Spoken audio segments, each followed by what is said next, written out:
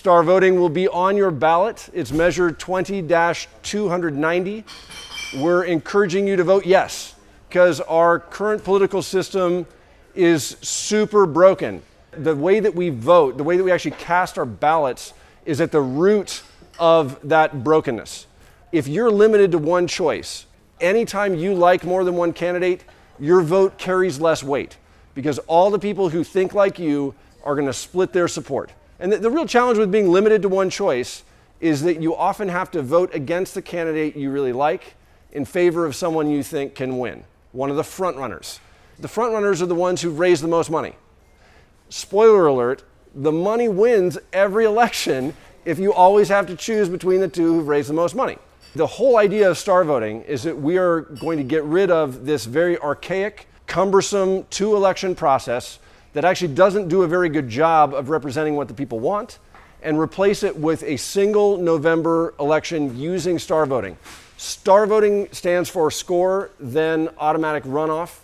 It works like a 5-star rating. If you really like someone, give them 5 stars. That's full support.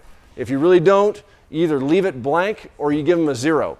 And anywhere in between, you can rate all of the candidates on the ballot or not, however you like. So if you want to vote just like you vote today, no problem. You give maximum support to your one favorite, you move on.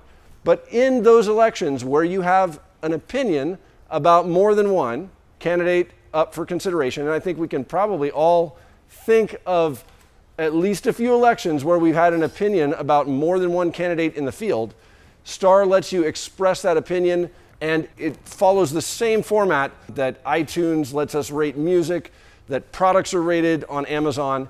And there's a little twist, which is that the winner is not just whoever gets the most points overall. The 2 candidates who get the highest scores overall are the finalists. And the winner is the one that the majority preferred between those 2. And that's what makes it exceptionally resistant to so-called tactical voting or strategic voting.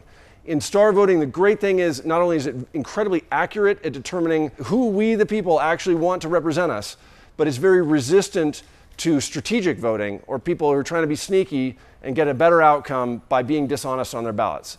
In star, honesty is the best policy. It lets you vote your conscience.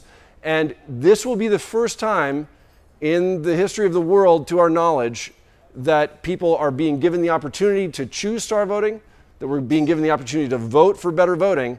And if we vote yes on it, and if it passes, we will be the first place in the world to use it for real political elections in 2020. So that's all I got to say about that. Thank you all for being here. Election is November 6th. We need as much help as we can get, really just to spread the word. All right.